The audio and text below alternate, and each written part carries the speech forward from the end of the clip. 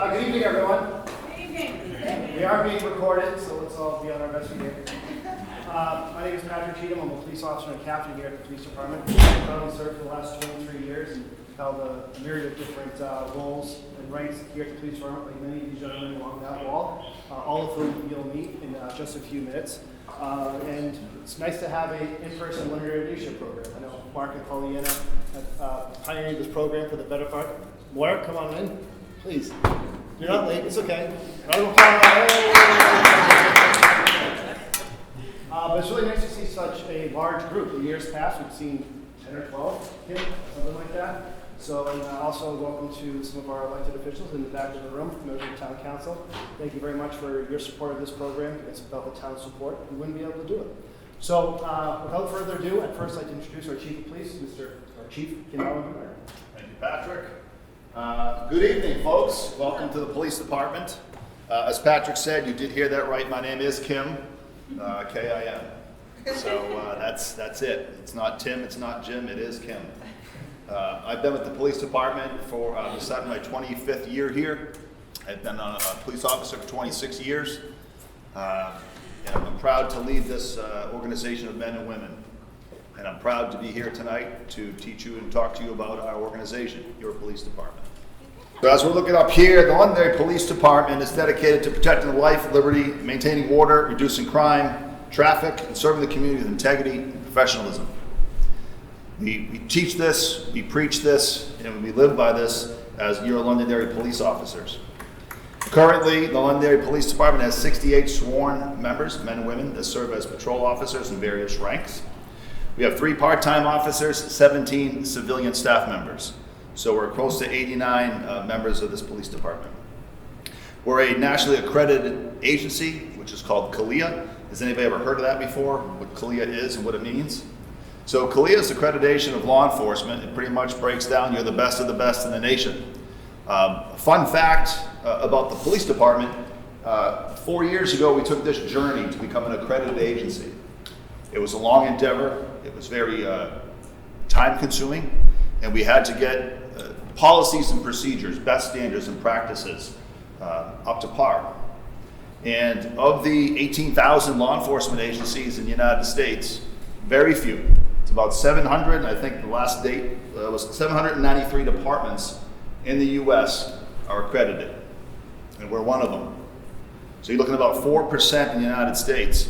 Interesting fun fact that these men and women of the police department earned us. We just recently had our 4-year inspection. Our 4-year inspection consists of accreditation team coming to the organization, and they spend several days here. They interview staff, they go around the police department, they view every single policy and procedure we have for perfection. They do that, they interview people, you name it, it happens. After this process, we have a sit down with the evaluators, and they came back and they found us to be flawless in 4 years. Our policies were spot on. We got gigged for one thing, a typo, a spelling error. That was it. So we're excited about that. And we're going to be going to Jacksonville, Florida next month, the command staff, to be interviewed in the panel at a convention center where this is housed every 4 years to be interviewed again and to receive the award for accreditation. The evaluator, who we had the privilege to working with and meeting, was a gentleman who was a police chief for 35 years, served in CALEA since the day it began. We were very nervous to have such a skilled, qualified man evaluate us because we don't know if we're doing exactly as we're supposed to. When we were all done this, he pulled us aside, the command staff upstairs, we sat with him. We were beyond thrilled to hear what he had to say. In his years of doing this, he ranks us in the top 5% of agencies that he has seen with accreditation status. So I can't highlight how important that is to us as an organization, as community members, to have your police department be in that gold standard.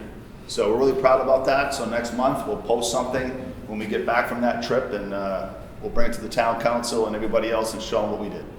As Captain Cheatham mentioned, division commanders oversee several aspects of the police department. And we're going to have them talk briefly about what they do in their divisions momentarily. So each division has a captain, a lieutenant, sergeants, patrol officers, civilian staff, attorneys, paralegals working for them in their division. One thing that we did not mention, I think it's important to note when we talk about how long people have served in our community, as you, Patrick, rightfully introduced them, it's important to note how long these men have worked here. As Patrick said, he's been here for 23 years, just about. Captain Betancourt, sitting over there, he's been here for 18 years. Captain Tufel has been here for about 19 years. As we said, Deputy Chief Jason Brain starting his 26th year. Captain O'Donoghue is in the back over there. He's in his, I believe, 15th year. And I'll be starting my 26th year soon with the Deputy Chief. So we have a lot of tenure and experience in this organization. I think that's part of the reason why we've been so successful for decades here is because of strong leadership and tenure. If we can, let's see, we'll talk about operations first. Come on down. So I'll stand at the podium. Sorry. So I'm not going to read much off of here. I'll look at it if there's something that I may not know. The numbers of officers, the shifts, I'll explain all that. But basically the way we run, I'm in charge of operations. I have 4 lieutenants. I have a day shift watch commander who's not here. That is Lieutenant Keith Lee. And then I have Lieutenant Ryan McLean, who's on the afternoon shift. Lieutenant Cruz, who's on the midnight shift. And I have Lieutenant Garrett Malloy, who's in charge of detectives. So that's basically the base of our operations. So I'll start with the detective division right now. We have 5 detectives in there now, 5.5. One of them is working with one of the federal agencies, so he spends half his time, 2 days a week there and then 3 here.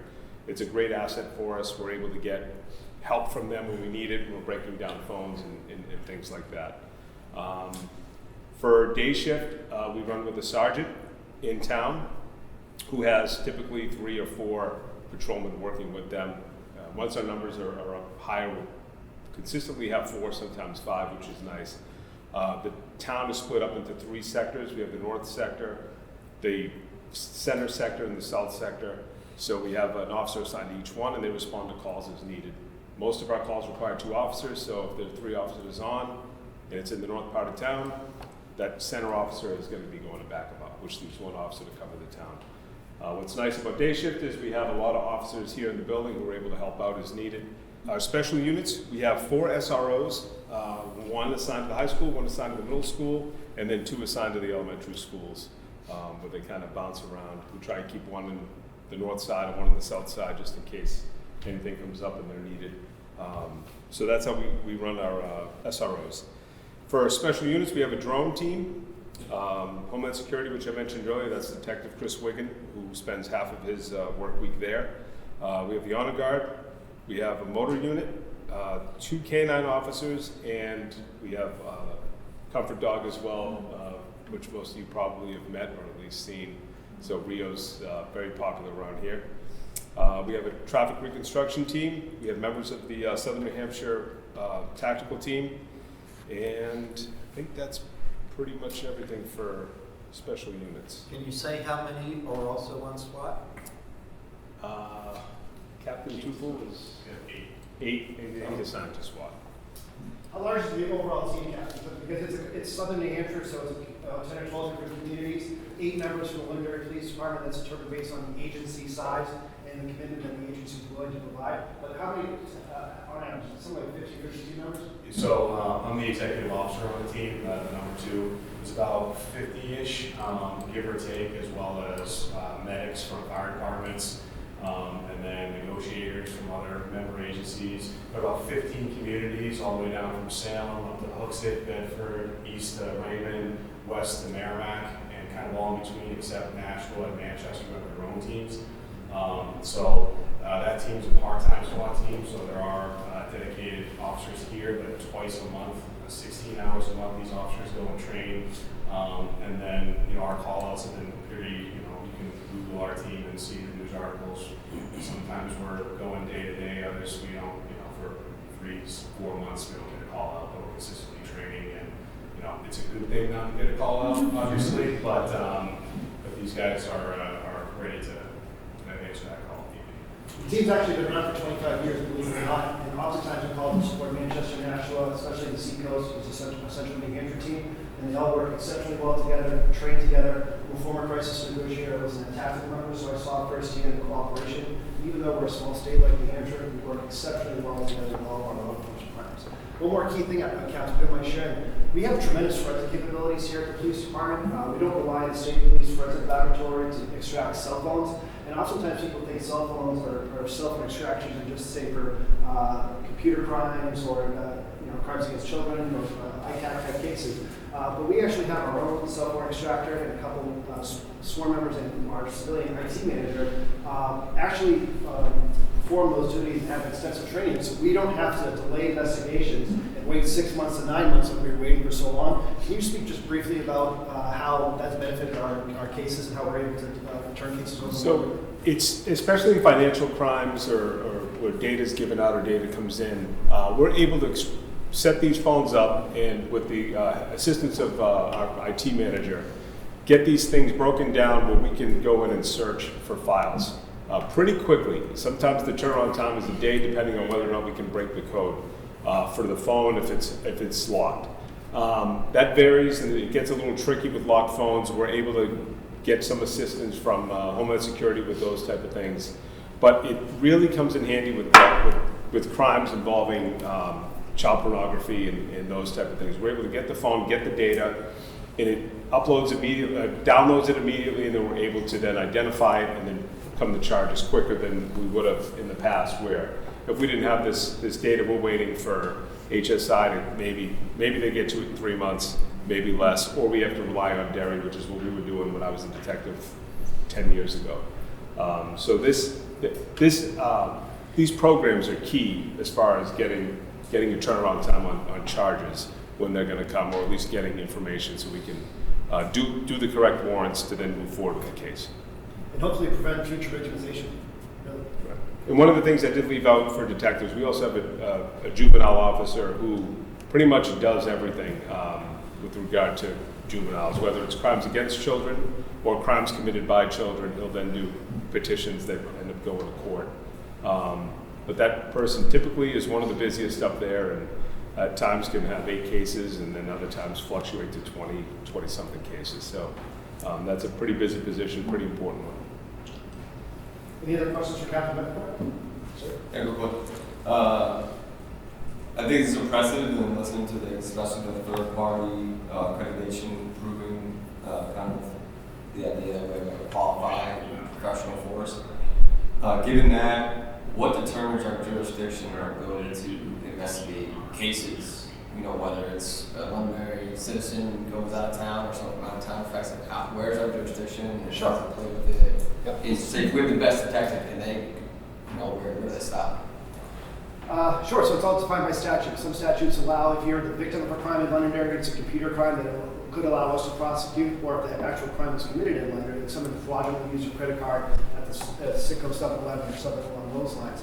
And maybe, again, Captain Bedford, maybe you could speak to the HSI case that Detective Wiggin had, where he was recognized by Chinese law enforcement on a case that, this is a really important case too, because these crimes happen all the time, and they are so darn hard to solve. His time is really of the essence. And even though we kind of blast these things out of social media, not everyone gets to see them. So I wish Detective Wiggin was here, because he could really go over the particulars of the case. A lot of the stuff is stuff I didn't understand, but what ended up happening was the Yogi Bo, I think is the name of the company, they were frauded out of millions of dollars. It was suspected that the Japanese were involved. It involved the selling of the company. Anyway, at one point there were about $3 million, I think, in limbo.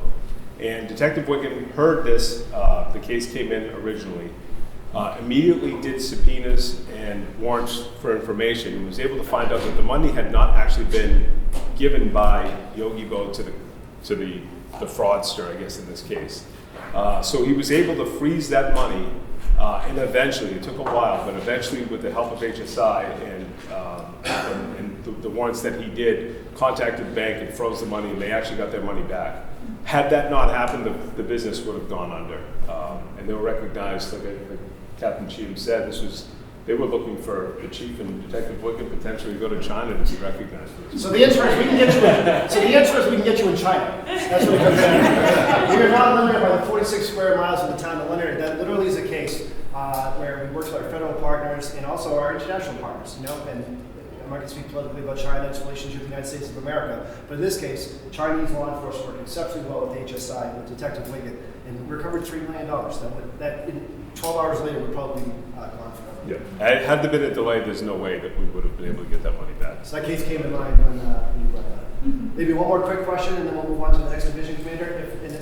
We'll take questions on the tour as well. There'll be time throughout the tour. Yeah? Is the Londonderry Police Department involved with ICE? Well, we work with the I didn't Department run that way. Sorry. That's okay. We're involved with the Department of Homeland Security, but the work that Detective Wiggin does has nothing to do with their separate operations. He's working strictly right now on financial crimes and major fraud cases that he's been dealing with now since he's been on the task force for a year. He's not rounding up, any illegal aliens or anything like that. Right now it's strictly fraud cases and theft, high-end theft cases. Thank you. Thank you. Captain Timothy Udani, our airport division commander. Also a former member and executive officer of the SWAT team as well. Good evening. Always enjoyed talking with this group. I know right now it's up in limbo whether or not you guys are going to come visit the airport. I hope you guys do. I've enjoyed you guys coming up before. We get you a quick airport briefing, then we give you kind of a behind-the-scenes thing. So I hope to see you come springtime. It's always a good thing. As many of you know, and as Patrick said, sometimes people are surprised to learn that we actually police what people think is the Boston Manchester Regional Airport, or the Manchester Boston Regional Airport. However, the Manchester Transit Authority decided, or the airport authority built their terminal in Londonderry. So about 80% of the property is in Londonderry. The entire terminal is in Londonderry. So long story short, if crimes were occurring there, the Londonderry police would have to respond anyway, as we're the agency of jurisdiction. So what we've done is we entered a partnership with the airport authority, and we provide contractual police services to them.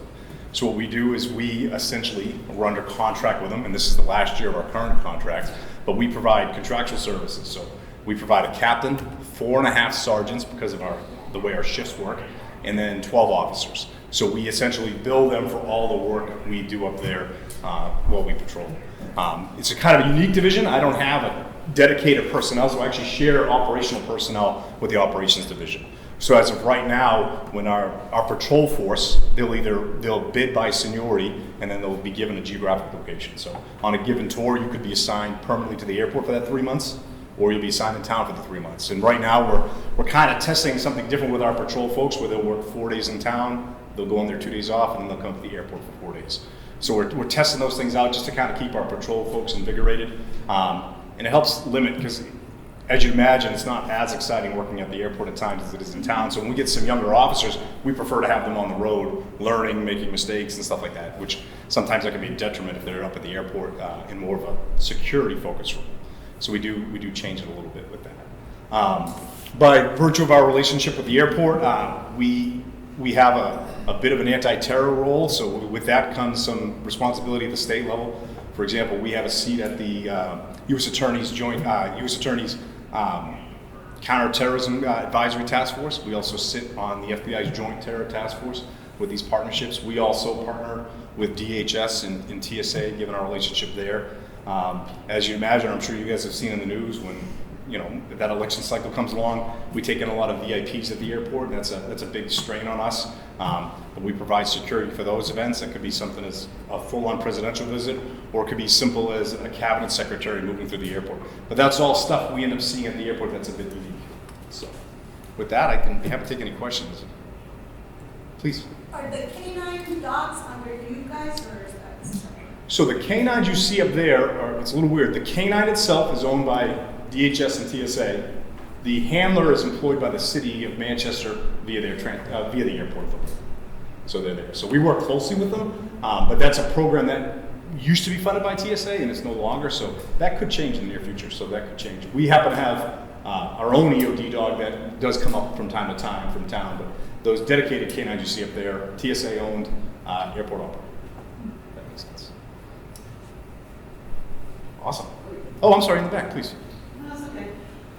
Do you guys do anything as far as educating like people who, so people with disabilities who may be adults but not cognitively, with any types of situations at the airport? Yeah, so we work closely with TSA in that. And TSA, unfortunately, right now they're furloughed because of the shutdown. But TSA actually has a staff member that does outreach responsibilities with that. So it's very routine. If we catch wind of it, somebody coming through, maybe that they have challenges with the checkpoint or the screening process, we can coordinate with them. And we actually do like dry runs and tests.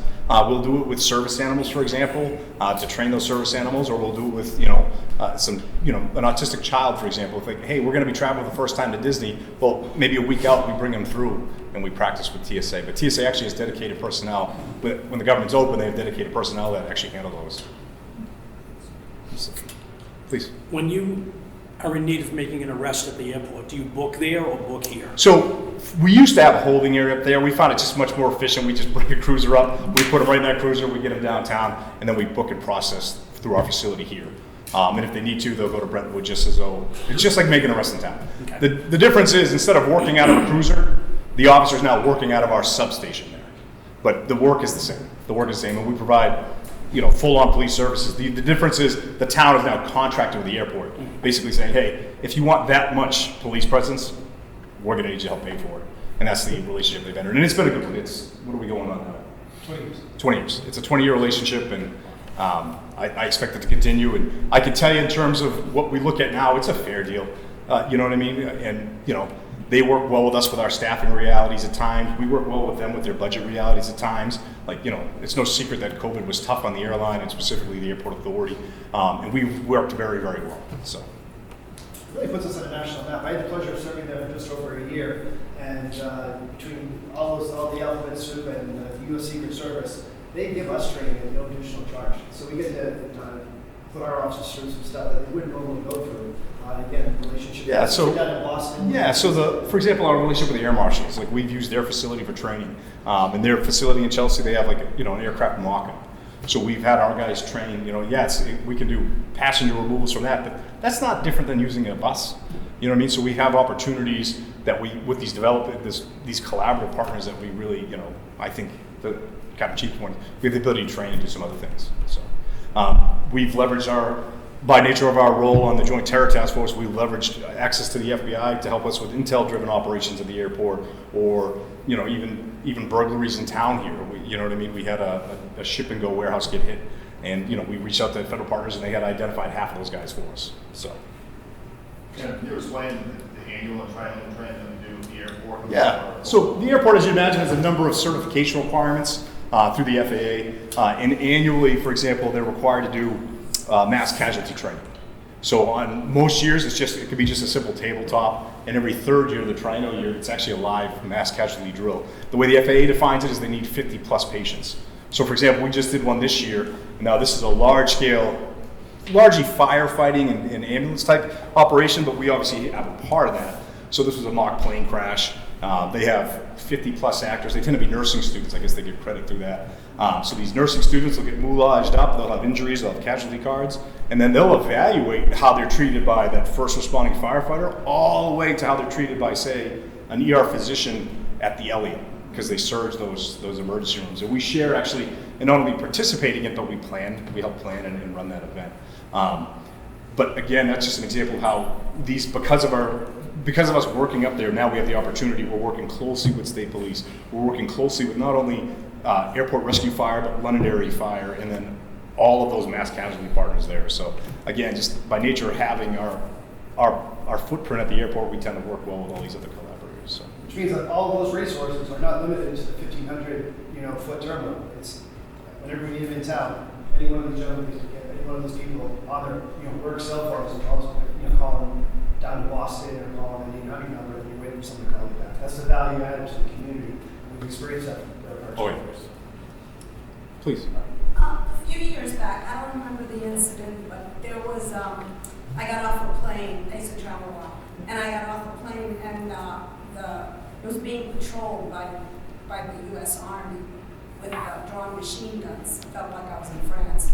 But, Are what's you that? sure you weren't infringing? Could have been, could have been. Yep. But what's that relationship or something like that happen? So there really isn't one, so I'm not too familiar with what you may have seen that day. Was it in I Manchester? got off a plane and there were people there, there were people. So perhaps it was a Londonderry officer maybe with a long gun or a long No, they rifle? were patrolling the airport. I forget what happened. The only military uniform you see up there is something called CSC, and This is a civilian support team. They do EOD. They have a weapons of mass destruction and EOD in a hazmat role.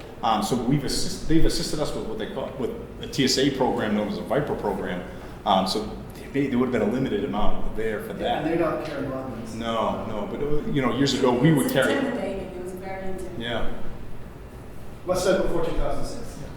It might have been 9/11. After 9/11. Sure. Well, they have go back, Yeah. 25 years. And that maybe makes sense given the threat environment then. But yeah, we are long far from that now. So. Thank you. So, thank you very much. Thank you. Captain Jason Tufel. All right, good evening, folks. So again, I'm Captain Jason Tufel. I've been in the department for about 18 years. 1 year I left and went to San Diego PD and decided I didn't like the West Coast and missed this agency, and they welcomed me back with open arms. So since then, I've been highly involved in what's formerly known as the Services Division here, which was training, communications, and records. And last year, that division was blended in with professional standards and legal. And so basically it's a two-tiered system now for the last year. My predecessor, Captain Mark Morrison, who retired, he kind of led the way with accreditation, as Chief Bernard spoke about, and kind of on the forefront of handling CALIA accreditation. He was our manager. That is now handled by my subordinate, Lieutenant Ryan Bucher, and that is one of his primary responsibilities underneath me. And then within my division, I have two sergeants. I have a sergeant in records and evidence, and I have a sergeant that's a training sergeant with a training coordinator. And then we have two prosecutors, two paralegals, and 2.5 records clerks, all kind of within the division handling two separate sides. So predominantly day to day, our legal side kind of are two of our prosecutors, both attorneys. They handle their caseloads day in and day out, whether there's arraignments, whether there's ALS interviews or district court trials. They predominantly handle that with their paralegals. And then on the other side, my training sergeant and the training coordinator, they deal with all of our instructors who are part-time. So we have officers, but they go and get ancillary duties, whether it's firearms, taser, defensive tactics, FTO, and they basically handle all department training. This department trains more than, from what I know of, really any other department in the state. Every month we have department-wide training here, which is kind of the draw why we get a lot of certified officers from other agencies to come here, because they want that training. They just don't want to go out and get issued their firearm, qualify, and that's the only time they shoot for the whole year unless they do it on their own, just based on budget and resources like ammunition and whatnot. So fortunately, our officers get to go out and conduct daily training every month, whether it's on the range, in this room with DTs, mats. We do scenario-based training, utilize different buildings in town. The airport graciously gives us one to use part-time for scenario-based training indoors. But constantly training, also sending to classes. Our officers are required to do 24 hours of training annually.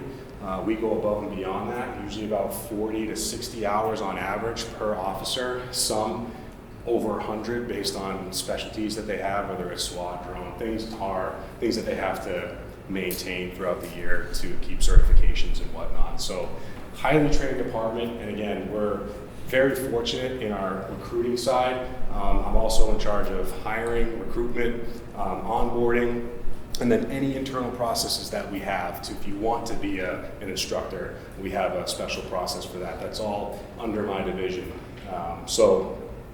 Aside from the training, the hiring is what we're consistently doing. In our last hiring process that we just had in September, we had 40 applicants that were not certified, so a non-certified test, just anybody from the public. And right now we are down to only one in the background.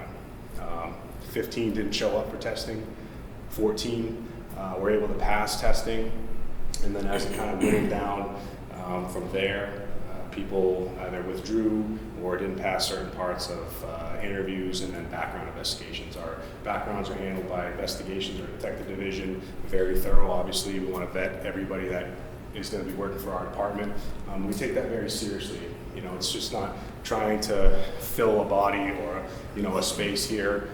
It's trying to make sure that we have the right fit. And again, since I've been involved with hiring and recruitment in the last 2 years, I would say about 13 to 14 of them all have been certified officers with extensive experience throughout the state. Which again, we are known as a destination agency, and our primary recruitment efforts have been from our own officers. One officer comes here from one agency, they tell their buddy back there and say, hey, this place is great, and then another one comes. And then that word spreads somewhere else, and then another one comes. And consistently I hear on oral boards that people want to come here because they haven't heard anything negative about our department. So again, you should be proud of the men and women that work here. They are really proud to be here, and they definitely appreciate a lot of the things that we have and that we give out to our officers. So. Can we just pause and talk about recruiting for 1 second? Because the trends we're seeing today, I'd like you to speak about that. When those of us that are around for a little while, you know, when I applied in 2002, there were 150 people for 2 positions. 150. And you had 149 show up. Today, what are you seeing as far as the people that sign up, show up, and actually pass? Well, the same thing. So I was hired here in 2006, right when we took over the airport. So we needed 11, 12, 14 officers to staff up fast. And I remember standing over at the high school in a line that wrapped around the building, and I was like, I'm never getting hired here. I was lucky to make it through, but you know, it was just a different day and age then. And now, you know, like I said before, with that statistics for non-certified, to have 40 applicants, number one is beyond what we see on average for local agencies that are also consistently recruiting non-certifieds. We have not recruited non-certifieds in the last 2 years. This was our first non-certified recruitment effort because before that, all we took in was consistent certified officers. It seemed like every 2-3 months, multiple certifieds were rolling in. What's the difference between certified and not? So certified is somebody that's come from another law enforcement department. So they've already been a police They've already been a Not police like officer. someone out of college. Correct. So they've already been a police officer, they've already gone to the academy, they already have years on the road, and then they just discern the lateral. Yep. So is yours, are you fully staffed now? So we have up to 68 positions, which is what Chief Bernard said before.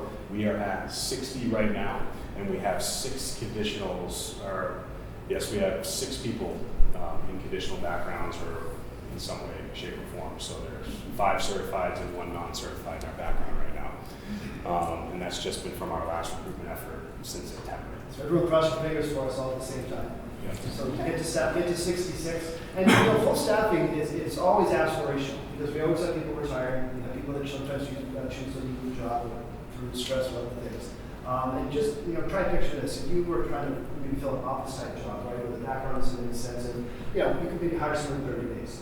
It takes us 60 days to conduct the hiring process, and there's multiple rounds of board interviews. Then there's a background that takes anywhere from 30 to 45 days. Then you go to a 16-week police academy. It's 12 weeks now, and it's now 16 weeks. And then you go to you complete a 12-week field training program after that. Your first 18 months, you're not out here patrolling. You're not doing anything.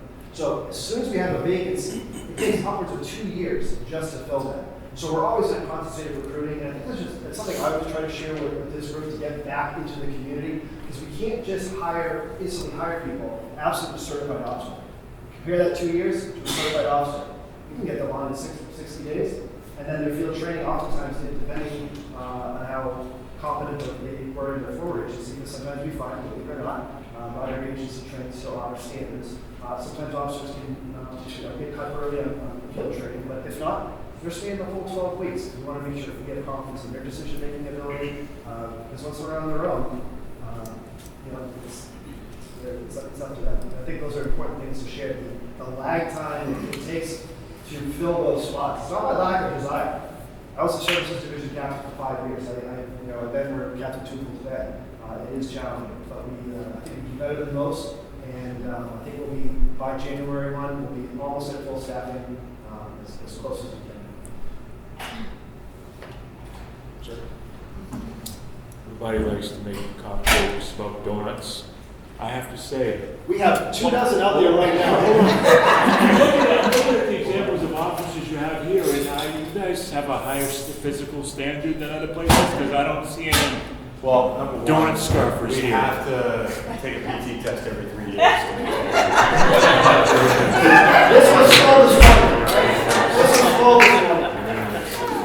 We've been getting 2 dozen donuts actually every morning. In this class, we've been hosting read, interview, interrogation. It's another thing that we offer is we host classes for large-scale training. We have 37 officers in our class this whole week for interview and interrogation from throughout the state. And that affords us 3 free spots for our own officers. So it's kind of a benefit that we utilize this room in that manner. If you could speak to the legislative change, so January 2001, if you said that when I said that, I apologize, but that goes specifically to physical standards we have here in New Hampshire that don't exist in other states. So, like I said, the 24 hours that we have every 3 years, our officers have to maintain physical fitness standard. So when we went to the fire department, they also have a problem with recruitment. Why? Where are folks going rather than? Oftentimes people are misguided, they want to be a firefighter because they don't realize they're rated to be a police officer. No, but they're also having the same problem. So why are folks why would they not want to go into these specific fields? Well, I think, the younger generation sees that there are more opportunities out there and we don't see the same calling to public service that many of us do. I'm also not going to lie to you, the state of New Hampshire in 2012 eviscerated our pensions. And oftentimes people retain people for 25 years because there's a light at the end of the tunnel that you're not making the wages that you could in the private sector. I have 2 master's degrees. I could be making $250,000 no doubt, right? And I hope to next year when I retire from police work, right? But, we don't make that money. My starting pay was $35,000 in 2002. My peers out of St. Anselm were making 70, 80 out of the game. But I chose to be a police officer, in part. I'm not saying that's the solution in all cases, right? But there has been pension reform, things like that. Good pay, good benefits, right? And a pension. That's what keeps people in part, to risk your life to do a job where, you're up to your knees in a flood, and Mother's Day floods of 2007, or you're out on 93 helping state police in a snowstorm shutting down the highway. Or, we had over last summer, a crazy person showed up, just rode, covered herself in her own feces and urine, and attacked 3 officers. How much you get, how much is out there? You know what I mean? But there's many reasons why I think that look at the public opinion, look at social media. You have police officers being attacked day in and day out. So I'm not asking anyone for political opinions, but officers are being attacked. And people, I think, younger generation, they've been seeing that for 10 or 15 years. And this kid's not here, so, do you want to go get, rocks thrown at you or be assaulted and vilified and told, call those sorts of names? Those things have real consequences. Unfortunately, in our community, we don't experience that. We have the love and support and friendship of many of you. But, as a profession, we see the same recruiting challenges across the entire nation. But we're still doing better than most, and I know Chief and I are very proud of that, and it's all of us. Is there a way that you could, I know how the fire department's doing like the courses at the high school, is that something that you guys could do in the future where they could come out certified? Sure. So yeah, Chief and I have been talking about that. So love Katie Sullivan, I call her my sister from another mister. I talk to her literally every single day. And we do the Police Explorers program. It's a program that meets every other Monday. Officer Emily Dyer, one of our SROs. I'm actually a product of that program back in 1997. And so that doesn't get the limelight maybe this specific program does because one, it's new and I'm still trying to understand all the components. They also have the age restriction. You can't be a police officer at 18. You can be fired. You can be 21. For police officer? Yeah, so our programs are limited to the Explorers program, and they age out per se. So obviously they go off to college in the military, and then we entertain them and they get back. So it's a little bit different. They're very fortunate to be able to have that program, and it looks like they've had a great turnout so far. The last one, I think I saw was like 8, maybe 10 students, something like that. So I think to answer your question, man, I think, as they outlined, there's a lot of challenges in law enforcement and public safety, long hours, paid on all the time, and things like that, recruitment and retention. But these got themselves a great option there. A lot of fire departments are doing that across the nation. They're trying to network and recruit that way too. You just can't, hire an 18-year-old young man or woman. That doesn't work. But I'm looking into that program because there could be too much merit to it for sure. Or even like dispatch? So, Communication so a young man took a polygraph today. He was one of our police explorers for 3 or 4 years. He went to be a corrections officer at Brentwood. He's been doing that for a year, and he said, you know, I had my fill of county jail, and hopefully he'll be starting in 2 weeks or a couple, 3 weeks as one of our dispatchers. Homegrown hero, and wants to pursue a career as a police officer. Even further down the line, he's only 20 years old, which means we can hire him as a dispatcher, not as a police officer. But he has those aspirations, and he kind of wants to get his feet wet first and understand a little bit better. Thank you for talking about the training. That was one of the questions I came with. And you talked about some of the areas that you train in. What about mental crisis and autism or other special needs people and like de-escalation? Sure. Well, before I actually turn it over to Ryan, so Ryan, Lieutenant Ryan McLean is in charge of our peer support team, so that's one aspect internally. So like crisis intervention training, we do have a comfort dog team as well that can be deployed off of Sean Benoit in Rio, and they do all the community engagement events as well as they go to the schools or anywhere where officers feel their presence is needed. In addition, we're required by the state to do basically de-escalation, ethics, and bias training that's required for to maintain your certification, and it's run through the police academy as well as a course called prioritizing mental wellness for officers that officers are required to do.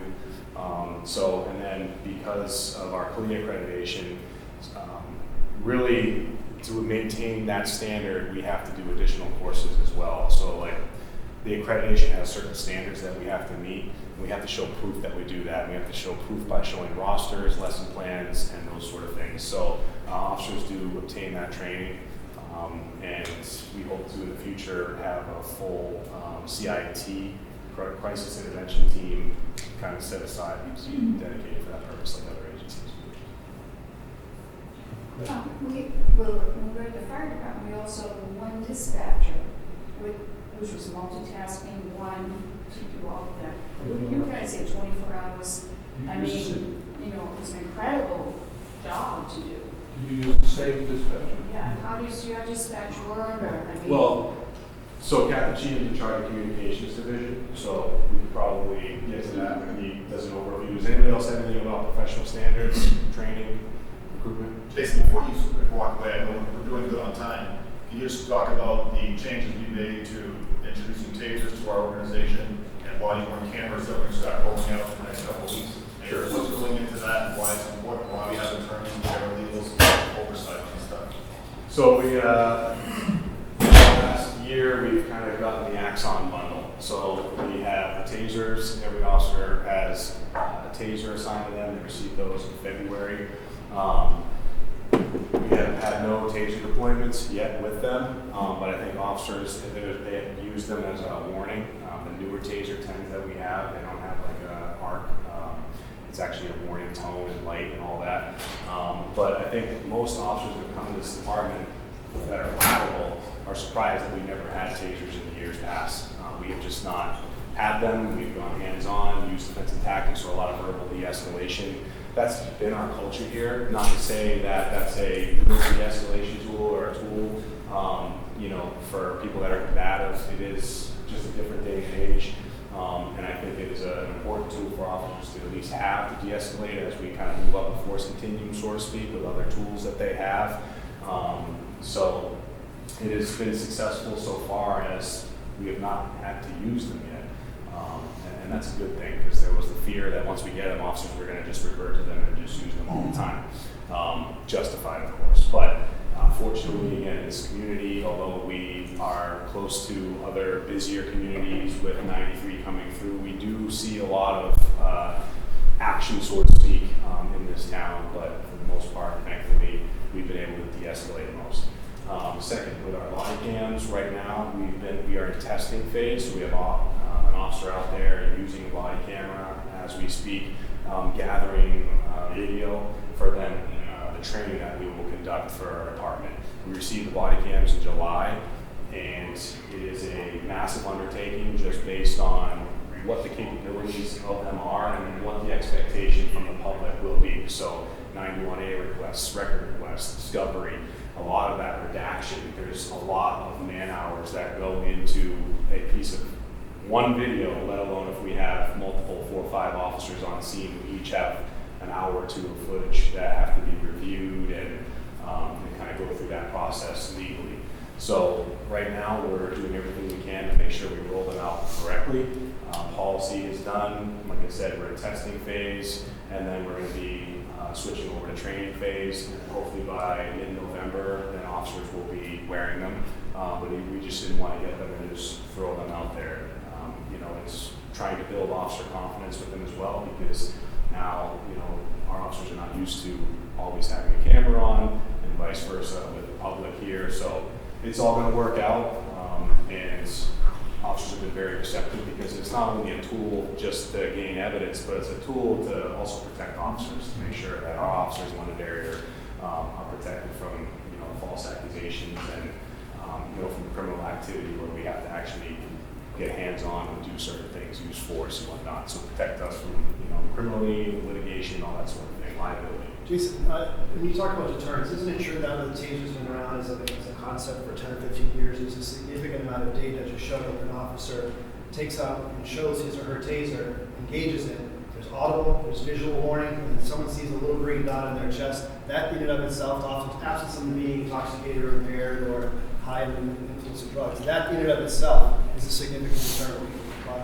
That's correct. So as I said before, I don't know if you stepped out again, but yeah, we did. Take a lot of money. Any other questions? Sure. What do you guys do for debriefing in regards to traumatic events? Do you guys offer anything within the police department? I know there's been a lot of traumatic events in Londonderry in the past few years, but do you find that takes a toll on a lot of white people that want to come to the field? So I was involved in peer support, and now Lieutenant is in charge of it. Answer that question. Sure. So the CIT critical incident part has us as officers helping out the public. So if there's something in de-escalation or something we need to intervene and help the public with, that's the CIT. CISM, critical incident stress management, is us helping ourselves and our fellow officers. So after a critical event, we do have our own LPD team. We have 8 members as part of the team. We provide peer-to-peer support. It's all confidential. Whatever's said to us, no offense to chief, the rest of the staff, that's said between a peer member and that officer, and it stays between us. On top of that, if it is a critical event or a critical incident that occurs, we will have defusings. So what happens a lot of times, the sergeant or the lieutenant on scene will reach out to me, will say, hey, we should do defusing tonight, there's a critical incident, hey, let's talk this out. Get a circle, go for a defusing, which is part of ICISF, we go for the protocols for that, and we make sure that happens. Also recently within the year, we teamed up with the Southern New Hampshire CISM team, which reaches out and does debriefs, critical incident stress debriefs.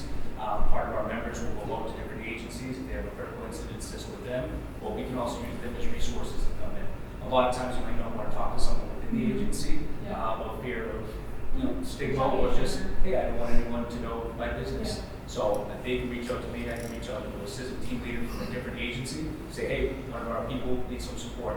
Confidentially, can I get a number? Hand that number over, that officer can talk and call anytime that they need it. If they need additional support beyond just law enforcement, because obviously we're not trained clinical professionals, we can find those resources for them as well. Also part of our team, we go to wellness committees and summits and everything else, and we're constantly networking with other clinicians and everything. And we have outreach to programs that our officers can come to us and we can provide those resources, text message or phone call. The days of going home after a critical incident, not talking to your significant others and burying it all inside, 15 years later, it comes back up. We try to make that effect and that decision and take care of it right there and then after that shift or after that critical incident. We've had strong support from the chief, the DC, and the rest of the administration. Whatever we need to do in that program, as long as it's helping our officers and other officers within the state, we get the full support. We also have a great working relationship with our clergy in town. So all the pastors or church members are also involved. So we have them at our disposal at any time. So if someone deals with tragedy and patrol bureau or whoever goes to their house, and they can't reach their pastor or called their belief that we reach out and we get someone over there. We have our own police chaplain here. So he comes down, he does ride-alongs. Whenever there's an incident here that involves us or members in the community, he'll come in here and he'll talk to us and he'll help coordinate the families too. So these guys have been down long path. It's perfect. Do a great job. Thanks for that. Those programs didn't exist 20 years ago, not like they do today. They were just in their infancy, so it is an important, excellent question. I think a lot of people are more open to expressing themselves in art. And, past generations don't want to say, "Oh, it's bothering me," or they just want to hold it in. It is generational, I think, and also, you don't know what you don't know. Right? You don't necessarily realize something affects you. You just move on to the next one. Kind of just, like through education and folks like mine and others. Lieutenant Cruz, I believe, was on the team for a while too. John, were you on the team? I have not. Not anymore. Were you on before? The SOU and not the. I'm sorry, my mistake. All right. Well, just say yes. It's sworn. It's male, female, sworn, civilian. It's not just police officers. All right, we'll move on. We'll have plenty of time for questions on the tour as well. All right, thank you. Thank you. Thank you. Probably the easiest one to talk about is our communications to the general. So, I don't know when we first, Dan, do you know when we went from Rock County Dispatch to, we had service prior to me, but did we always have our own dispatch center as long as you were a police officer? Okay, so going back to the meetings, that's how long we've had our own police dispatch center. 79. Officer Dan, that's right, Dan was here when, there's only a couple of us that worked with Dan when we first started, and we're honored to have, to say that. We're actually, there's only 3 of us that work at the old station, and you're the 4th in the room. Yes, does anyone know when this building was built other than Mark Oswald, because his name's on the plaque, because he was on the town council? 2004. This building was built in 2004, and under Chief Bernard's leadership, you've seen some renovations, up, just like your house. You need new paint, right? You hadn't painted in 22 years. So if you take a tour around the building, you might see a couple different color schemes. This is the model that we're going to, and the reason our building looks so brand new is that we have tremendous respect and pride in not just our police department, but in our cruisers, in our uniforms, and in the physical building itself. But as far as dispatch goes, we staff 24/7, 365. We run 1 dispatcher on the day shift. There's a dispatch supervisor that also works the day shift. He's Monday through Friday. He backfills to help out, but he also has other responsibilities, so he's not always sitting in a dispatch console. He does help out significantly. We run 2 dispatchers on the afternoon shift, which is 3 p.m. to 11 p.m., where we find one of our busiest shifts. And then midnight shift is 11 p.m. to 7 a.m. for the dispatchers. We run 1 dispatcher. We implemented a auto attendant a couple of years ago, and something that came to mind as Captain Tupel was speaking, as the chief was speaking. A lot of our decision making is data driven, right? We try to decide that if we're going to spend and invest in a program tens of thousands of dollars or change operations, it's not on a whim or because we think that's our gut feeling is that's where we're going to go. We went to an auto attendant. It was kind of controversial. Then Chief Hart didn't want to go to it. He really liked, just like Chief Ryan, an actual person answering the phone. But we ran stats, we ran data, and we found that on the day shift, 85% of the calls were just transferred to the detectives or to the prosecutor or to whatever. So we implemented an auto attendant that only is active from 8 in the morning till 6 p.m. Monday through Friday. In an emergency, dispatchers came activated so that way the phones aren't just ringing off the hook. But that's been over the last couple of 3 years we've had that. It's significantly helped when a dispatcher is by himself or by herself, the ability to focus on the emergency at hand on the radio with the police officers. When we go into dispatch, I'll speak a little bit more about it. We underwent a major renovation over the last 3 years. I think we started applying for this grant 4 years ago. It was a community action grant through Governor Pappas' office. We received $75,000, which at the time was enough. A couple years later, we could have used a little bit more. But when you go into our dispatch center, it is literally the benchmark for the state of New Hampshire. Other agencies know about it because they saw it on TV, they've seen it online, they've seen it on social media, and oftentimes we get asked, can you come to your dispatch center because we want to see what you guys are doing. That's also true. Many of the policies that Captain Tupel was talking about. We get requests all the time. What are you guys doing? How can we help? I know Chief Bernard. Chief is the president of the Rocky County Chiefs of Police. He also is a member of the New Hampshire Association of Chiefs of Police. And I know when he speaks, he always, or many of us get those emails after the fact. Hey, can you help out this chief with this policy or whatever? And many of these we grab from someone else, and we just try to make it better and make it a living great policy. And I also, Chief Chief and I joke, I'm the department's CEO, Community Engagement Officer, not Chief Executive Officer, Community Engagement Officer, self-proclaimed title. So I run all of our community events. So the Comfort Dog Program, Officer Benoit, the Honor Guard, and other different community events. We try to come up with some of them on our own. So on our tour, if you guys have ideas of things you'd like to see, we're doing pumpkin painting next Friday here in the police department. It's free of charge. We're partnering now. We have a police association. It's called the Londonderry Police Association. No surprise, it is a 501c3 charitable organization, so they raise their own money, but they invest back in the community. So check out their Facebook page because they do a tremendous amount of work. They're very proud to have an LPA, and they support a lot of the stuff we do here at the police department. You see Market Basket Mondays. Just scroll through our Facebook or our Instagram. You'll see the different programs that we try to do, that we try to engage our community. I think we do a pretty good job, but we're always looking for new ideas because programs get stale, right? We still, everyone knows during a home day, for us it's a 3 or 4 day event. We've been doing movie night for a long time. You can see us on the Commons, I don't need to bore you with the list of different community events we do, but it's very important because we can't do our jobs without the support of our community. You can see anywhere around the state, if you don't have faith in your police officers, right? By law, we're the only ones that can deprive someone of their freedom, right? By statute. You can detain someone to answer their crimes in a court of law, or detain someone if they're going through a medical episode or psychiatric episode, so they're not harm to themselves or harm others. No one else has those powers, right? And so through things like accreditation, CALIA, proofs, standards, that's how we show that we are doing what we're doing. You can have faith and confidence in us as we do our job. But the men and women at our dispatch center are unsung heroes. Oftentimes they're called first responders as well because they're taking that first phone call, they're getting the person yelling on the other line, and they don't get to see what's going on the road. They just get to hear it on both sides. I know Lieutenant McLean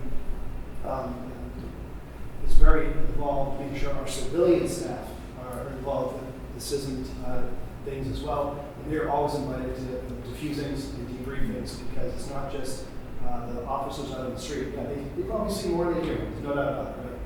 But our TCOs, our telecommunication officers, they experience those things as well. Does anyone have any questions about dispatch or community events? Sir? Have you noticed many changes over the last 30 years in the community? Ha!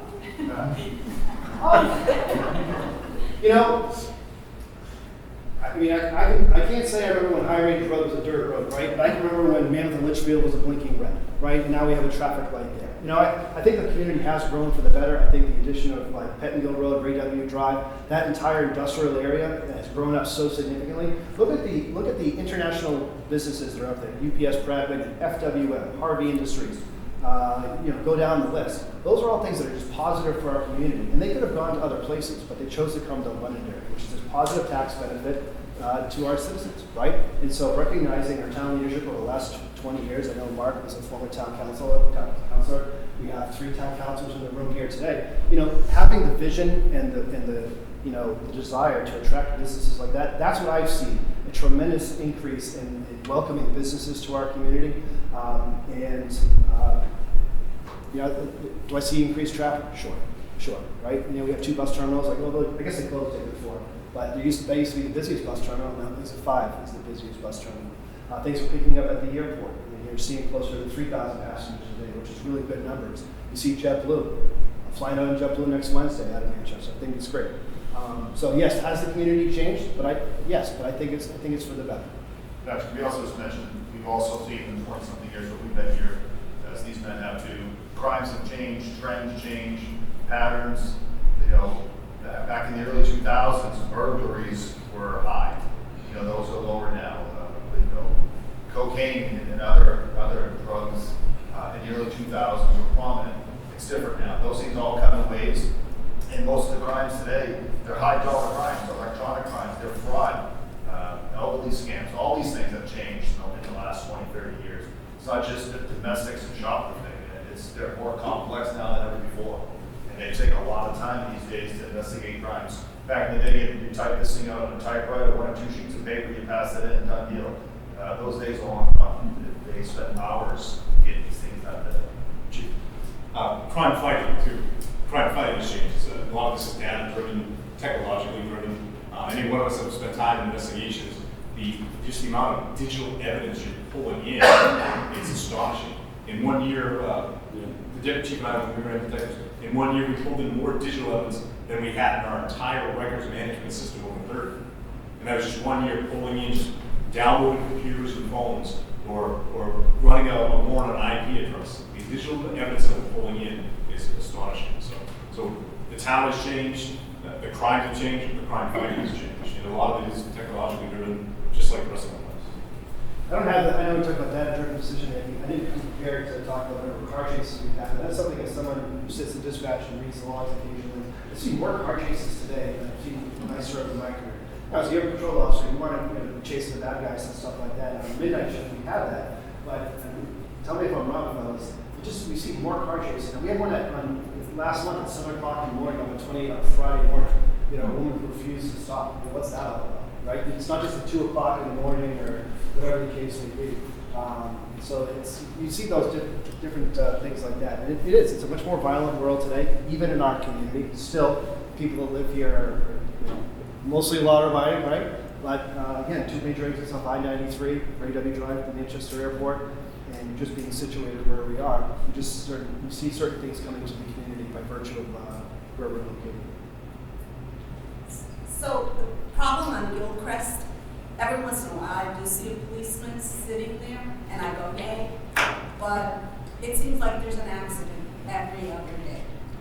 Even on the way here today, there was somebody came barreling out of Home Depot and somebody came barreling out of, Shell. Something we've seen post-COVID was that it seemed like people were speeding more, going through stop signs more, not using directionals, just not obeying traffic laws in general. And I know that the state police is significantly seen that because everyone goes at least 85, 90 on the highway before. Long way drivers on the highway, like what's that about? I've never seen that in my entire career. Like, it is the highway, it's not local. But you're talking specifically about local traffic and people just not obeying traffic laws. I know the chief, this is more the town council, is trying to get a couple of dedicated traffic officers. I can let him speak about that program. But when officers aren't just taking calls for service, then they are doing directed patrols. The watch commanders put out, we call them directed patrols or special attentions. In certain areas, you don't always see those officers because if they're hiding well and you're not seeing them, then hopefully they're getting speeders or people running stop signs. But I know Captain Betancourt does the best he can with the staffing levels we have to deploy people at target times and target areas based on your complaints. Yeah, because nobody pays attention to that sign that says 30 miles an hour. Not a single human being pays attention. No. They just barrel down that darn hill. It's like a free fall. Because I was coming out one time and I was late for an appointment and I didn't pay attention. I was going 40. The person in front of me in the pickup was going 50. I believe you. We're out there, and I know we're doing the best we can. So as a follow-up question, what are the steps that we have to take if we see something like that, or people cutting through the neighborhood, not stopping at the bus stop, because I've been told that throwing eggs at cars is not. So what do we do if we notice something Sure. like that? Well, generally speaking, we say this to the airport all the time. If you see something, say something. Don't wait 20 minutes. Don't wait 20 seconds. Call it in right away. Because oftentimes, if you delay that long because you're hemming and hawing, like, I don't want to bother the police department, time is of the essence, right? So always call it in. Let us determine whether or not it's an emergency. We have to deploy some of the lights and sirens, or whether we can say, okay, what happened, and we can try and follow up. Everyone has ring. You're talking about trends. Everyone's got ring cameras. You can't go anywhere without being caught on camera. So you never know. You could be able. You think there's just kids running through your backyard. Who knows? You might be able to track them down or something like that. But always call it in, and you can just call the dispatch line and say, hey, I have a complaint about speeding cars in my neighborhood, and then they'll direct you. You're welcome. We'll take one more question, maybe we'll go on our tours. All right, two more questions. Gentleman in the front, because he works at Mr. Steer, and he takes care of me every time that I'm down there. And he's a former dispatcher. Welcome. Do you require matrons? Matrons for your prisoners? No. So something else that's different. When Kim Jason and I started at the old station, we literally had iron bars, and we would hold prisoners overnight for arraignment. We don't do that anymore. If someone's held overnight, whether it's a no detention or I haven't made an arrest in a number of years, and I haven't done a booking in a number of years. But whatever it's called now, the no detention bail or something like that. Preventative detention. Preventative detention, thank you, or a high cash bail. We either call the sheriff's department if they're working, or we just ship those people right out to Brentwood. And then they because also now, most arraignments are digital, right? They're video arraignments. So we don't hold prisoners here unless we absolutely have to. I know Captain Nadoni had to step out, but although we don't have a detention facility at the airport, there are a lot of prisoners that get transported from other parts of the country, whether it's prisoner swaps or someone's arrested on an out-of-state warrant. We do detain people up there temporarily for just a couple hours, just to help those deputies get to where they have to go. But otherwise, we'll let you go. All right, Dan, it's going to be the last question. We're going to break on. Patrick. Yes. We're an Asian community here in Londonderry. What do you do to try to help people as far as all these scam calls? The elderly might be getting. Do you do any programs like that? We do. And Detective Sergeant Chris Olson and Detective Chris Wigan, they have a really great presentation that they try to share with people. And yeah, it does happen. There's a cryptocurrency ATM at 44 Nashua Road, and there's literally signs right above it saying, your son is not under arrest, doesn't have a warrant, your grandkid is not in Taiwan, do not take out money. And people still do. And it's incredible. So we do reach out, like we've gone to, I personally, actually, all these officers here, gone to the Baldwins to do outreach and speak to people. And then there are, federal websites, because even, sometimes people think seniors aren't tech savvy. I think some of our seniors are the most tech savvy people I've ever met. I don't have an iWatch, it tells time, that's all that it does. But other folks, they love the technology. So knowing that the largest or the fastest growing population in our community is 55 and over, it has been for probably the last 10 years, maybe 15. We respond to a lot of requests for things like that we don't post on social media. We post a lot of fun group stuff, but stuff like that we don't always post. But if anyone wants a special presentation for your, well, we go to the senior center a lot, but if you live in a 55 or over community or you have an association or a club, you can reach out to me and then I can best direct.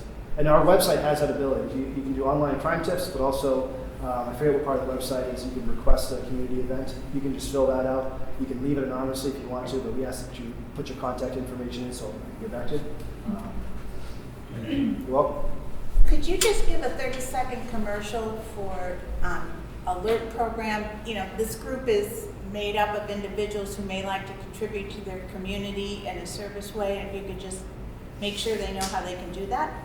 Sure. So Alert is a group of volunteers that primarily was designed for search and rescue operations, like in the Musquash, but they also assist with traffic. Everyone always sees them at voting time, but I know they're at the town commons right now and assisting with the Halloween event that's going on over there. I think they are a 501c3. They do raise some money. They receive a little money from the community, but they have literally saved lives. We had an elderly woman with dementia somewhere in the west part of town. She walked away in her house in the middle of the night, and we deployed tremendous resources, including Alert, and it was 2 Alert members found her. She had doubled back, and she was covered in mud. She had gone out somewhere. It was freezing cold temperatures, and she was in the back of someone's car. They saved that person's life. So the Alert team, I think ours in Londonderry is one of the first formed in the state. I see them all over the place now. We work very, very closely with them. They meet here in this room. Google Londonderry Alert. I don't know what their website is, but I'm sure they're always looking for volunteers. And they do more than just traffic control. I know that we rely on them a lot for that, but they do search and rescue as well, and first aid. So I was thinking, perhaps because this is such a large group, we could break the group in 2, and if that's okay with everyone. And then we're going to, you haven't really been able to hear too much from Lieutenant McLean and Lieutenant Cruz, but perhaps if I could get every